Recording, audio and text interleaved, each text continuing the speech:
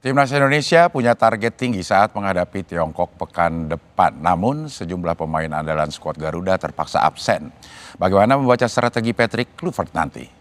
Kita akan bahas bersama Bung Haris Pardede atau Bung Harpa dan bergabung juga lewat sambungan Zoom mantan gelandang andalan Timnas Indonesia Firman Utina. Selamat malam. Selamat malam. Selamat malam juga semuanya. Bung Firman. Selamat malam. Iya, ini mau tanya pertama ke Bung Harpa ini. Ada absen dan ada akumulasi kartu kuning sehingga tidak bisa berlaga. Absen karena cedera. Gimana posisi terakhir atau kondisi terakhir timnas kita ini? Ya, ada 4 sampai 5 ya pemain kita yang tidak bisa tampil dengan alasan tadi yang seperti dikatakan Cing Abdel. Ada yang karena akumulasi kartu kuning, Martin Paes dan Marcelino Ferdinand, dan ada yang cedera. Ada beberapa pemain yang mungkin kita bisa langsung tahu ya siapa yang akan digantikan. Artinya kita sudah firm. Misalnya kayak Martin Paes, saya pikir kita semua aklamasi penggantinya Emil Laudero. Nah, bahkan di kanan pun walaupun Wolves nggak akan bisa main, kebetulan timnya tadi main nih di J-League, tapi dia nggak ada di DSP sama sekali.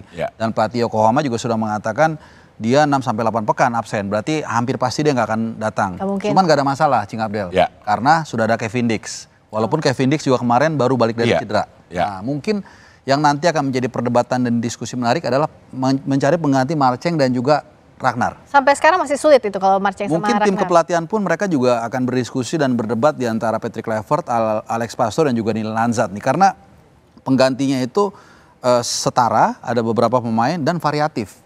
Itu ada Egy lagi gacor juga nih di Dewa United. Kemudian bisa juga menaruhkan Ricky Kambuaya. Tapi mungkin agak sedikit di improvisasi. Bisa juga Stefano Lillipali. Cuman Lillipali mungkin usianya sudah 35-36 dan dia baru balik dari cedera, apakah bisa main full gitu. Jadi pengganti Ragnar dari Marceng ini lebih dinamis dibandingkan seperti tadi yang kita bahas, seperti Martin Paes dan Kevin Dix yang saya udah tahu siapa ya gantinya. Kalau ini enggak. Nah, kalau dari Bung Firman, saat waktu itu Bung Firman menghadapi kondisi banyak pemain andalan absen. Nah, itu biasanya seperti apa sih agar permainan timnas bisa tetap terjaga? Siapapun yang menggantikannya itu gimana sih Bung Firman biasanya? Iya, kalau saya melihat dengan skuad yang dipanggil oleh Coach Patrick Kluivert untuk melawan Cina ini, kelihatan tetap masih seimbang. Kedalaman skuadnya masih baik-baik saja di dalam, apalagi kita akan bermain di kandang. Cina juga sekarang urutan paling bawah. Ya, mudah-mudahan tim nasional kita bisa mengambil kesempatan untuk bermain di kandang dan memenangkan pertandingan. Kalau seperti disebutkan tadi bahwa banyak pemain-pemain yang absen, kalau saya sih masih tetap optimis dengan skuad yang dipanggil oleh Coach Patrick Kluivert ini, karena semua pemain yang ada dalam perform yang sangat baik di klubnya masing-masing. Entah dia di Eropa sana, entah dia di Indonesia, mereka masih dalam perform yang sangat baik. Bahkan pelatih-pelatih timnas itu memantau terus pada klub-klub yang ada di Indonesia, berapa jarak lari mereka, berapa dalam pertandingan mereka kan masing-masing memakai katapul yang selalu jadi bahan evaluasi dari pelatih-pelatih timnas, dan setiap klub sekarang harus mengirim data pemain-pemain yang memang siap akan dipanggil. Kalau memang tidak siap, mereka tidak dipanggil, seperti ada salah satu pemain dari Dewa United. Tidak dipanggil karena mengalami cedera. Itu tidak dipaksakan. Karena memang dibutuhkan pemain-pemain yang fit dan perform mereka lagi sedang baik-baik saja. Nah, ngomong-ngomong pengganti, ada polling nih. Kita udah polling ke sahabat Kompas TV. Siapa kira-kira yang dijagokan untuk ngegantiin Marceng, gantiin Marcelino Ferdinand? Apa jawabannya? Jeng. Lihat, Cing. Udah nanya kata ini kita udah netizen. nanya sama netizen dan teknijen juga. ada dua. Netizen tuh laki-laki, teknijen ya. Kita kasih pilihan, ada 4 nama di sini. Ada Eliano Rangers, terus ada Rafael Strijk, terus Ricky Kambuaya dan Beckham Putra. Rafael 26%, Eliano 23%, dan Ricky Kambuaya ada di posisi teratas dengan 36%, Beckham Putra 16%. Wah, ini yang dipilih oleh netizen. Nextnya kita punya lagi nih. Apa kira-kira? Berikutnya adalah calon pengganti Abdel di Sapa Indonesia. Nggak ada ya. Nggak ada. Kita ambil 4 besarnya sekarang. tadi nggak ada namanya Lily Pali nih, Bung Harpa, coba. Ya, kalau kita lihat ini yang saya katakan sebenarnya Egy ini juga lagi gacor ya. Tadi menyambung apa yang dikatakan oleh Coach Firman. Di Dewa United dia juga cukup bagus juga, mencetak double digit gol. Cuman ya itulah demokrasi kan. Tapi nanti bola kan gak demokrasi nanti. Patrick Kluivert yang akan menentukan hak prerogatif dan seperti apa kondisi terakhir pemain, karena pelatih itu kan bisa heart to heart. Dia melihat dari dekat seperti apa kondisi, bukan hanya fisik ya, tapi mental, psikologis yang kita mungkin nggak tahu di luar. Dan sedikit saja saya tambahkan, Eleanor Renders ini kan kita sudah firm ya, dia nggak bisa akan tampil, udah dipastikan dia akan nggak ikut. Sementara Rafael Struijk ini agak sedikit tanda tanya. Kenapa? Karena di Brisbane Roar itu dia sudah tidak main mungkin dalam 2-3 bulan terakhir. Dan ini agak sedikit kontradiktif kalau kita kembali mengingat apa yang dikatakan oleh Patrick Kluivert di Hotel Mulia. Saat pengenalan dia sebagai pelatih, dia mengatakan akan memperhatikan minute play. Sementara Rafael Struijk minute playnya kurang gitu. Jadi Beckham Putra sebenarnya masih bisa masuk juga. Karena posisinya mirip nih Cing Abdel ya. Betul. Dan lumayan hype juga ini nama Beckham Putra. Tapi di polling ini netizen dia paling rendah 16. Ya itu dia. Kalau polling kan berdasarkan. Karena mungkin juga baru masuk kali Beckham ya kan. Karena dia ngegantiin. Tapi kemarin dia dapat pujian juga. Kebetulan saya interview langsung dia di Bali United Training Center bersama dengan rekan-rekan media itu. Public speakingnya sangat bagus. Sangat percaya diri. Memang ada yang mengatakan body balance kurang bulky begitu ya. Tapi saya pikir anggaplah ini sebagai masukan buat dia untuk meningkatkan performanya, dan kita nggak pernah tahu ya. Misalnya bisa saja nanti Patrick Kluivert menunjuk Lily Pali atau mungkin menunjuk Egy, tapi mungkin di tengah-tengah amit-amit harus digantikan dengan Beckham. Itulah kesempatan bagi dia untuk membungkam para kritiknya. Nah kalau Coach Firman lihatnya gimana nih nama Beckham Putra misalnya, dia kan yang dipuji juga saat Liga 1 membawa Persib juara. Ada juga Stefano Lily Pali yang akhirnya comeback ke timnas, punya performa bagus, tapi kan secara usia juga sudah cukup berumur. Nah gimana kalau dari Coach Firman lihat nama-nama ini? Iya, kalau saya lihat dari beberapa nama, semua mereka layak pantas untuk dicoba. Tapi sekali lagi, balik lagi, semua ada di pilihan dari staf pelatih. Kalau saya pribadi melihat bahwa Lily Pali masih bisa juga jadi pengganti dari Marcelino nanti. Dan saya lebih melihat Kambuaya lebih banyak bermain di tengah kedalaman.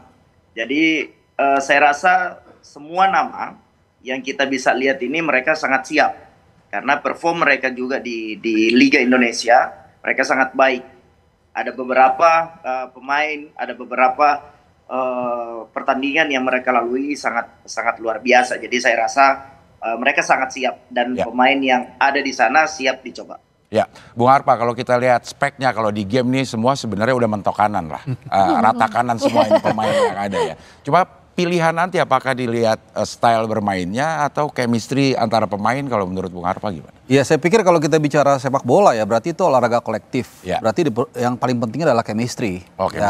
Seperti yang dikatakan oleh Coach Firman, memang pemain-pemain ini dipanggil pasti yang paling siap, yang paling bagus. Nah, tapi ketika memilih 11 pemain dan 23 DSP nanti, pasti dipilih yang paling siap secara fisik, secara mental, dan tadi yang Cing Abdel bridging tadi, soal chemistry. Nah, ini akan dilihat latihan. Kan pada saat latihan. TC itu kan udah berlangsung dari tanggal 26, walaupun nggak semua bergabung. Jaitses itu kalau nggak salah hari kedua baru bergabung atau hari ketiga saya lupa.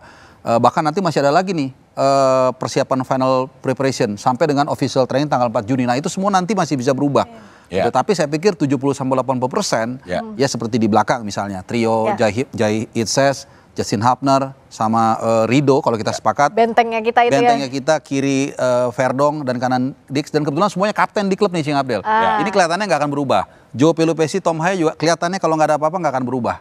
Oleh Romney. Nah tinggal dua orang ini nih yang mungkin nanti akan jagain Oleh di situ ya. Makanya tadi dari perdebatan kita juga kan kelihatannya nggak bulat ya. Dari pooling juga sama rata 20% begitu. Ya, kalau dilihat cari chemistry mungkin bisa nggak dilihat dari video yang kemarin timnas tuh joget-joget. Yang paling asik jogetnya ya. Chemistry udah oke ya. Kalau yang paling asik kayaknya Marcelino Ferdinand ya. Paling pede banget. Paling pede, suaranya juga paling bagus ya. Nah, kalau Coach Firman lihat sekarang komposisinya kan sebenarnya sudah ideal ya. Apalagi kita terakhir lawan Bahrain, bahkan Ketum Erick Thohir juga bilang bahwa ya ini sudah komposisinya ideal. Nah, itu gimana untuk menambal kekurangan-kekurangan kita sekarang lawan Tiongkok yang kita sudah tahu performanya seperti apa waktu kita kalah lawan Tiongkok? Iya, jadi ya kalau bagi saya ya hari makin dekat ini pelatih-pelatih banyak berbincang tentang style of play yang akan dia mainkan nanti dengan skuad yang datang, skuad yang ada sekarang, formasi apa yang baik untuk nanti melawan Cina. Saya rasa bahwa kerja keras yang dilakukan oleh tim analisis dari staf kepelatihannya Patrick Kluivert ini harus kerja ekstra. Karena secara kolektivitas tim dari Cina ini sangat berbahaya di counter attack yang terjadi di kita main di kandangnya mereka, dan cara mengantisipasinya seperti apa. Nah, style of play yang menentukan dari tim squad yang ada sekarang. Kalau saya lihat pemain-pemain yang ada sekarang ini, melihat dari squad yang ada, mereka akan bermain di 4-3-3. Kalau saya nggak tahu ya, kalau saya lihat pemain-pemain skuad yang ada sekarang, saya nggak tahu nanti lawan Cina seperti apa. Tapi menarik, kita tunggu karena dari Cina akan memainkan 4-4-2 dengan langsung menyerang di GBK nanti, kita juga nggak tahu. Iya, kalau Bung Arfa sendiri lebih pilih mana kira-kira formasinya? Ya, ada satu fakta yang menarik nih. Dalam 8 laga terakhir di luar Jepang, itu setiap kita unggul ball possession itu kita kalah. Termasuk sama Tiongkok kemarin. Ya, waktu di Qingdao itu kan kita sekitar 60% kalau saya nggak salah. Cukup jauh kan waktu Cukup itu jauh, dan kita dihajar dengan counter attack, ya kan, terutama yang kedua. Kalau yang pertama memang ada blunder dari Sen Patinama ya. Lawan Australia lebih ganas lagi 70%, tapi kita kalah 5-1. Gitu.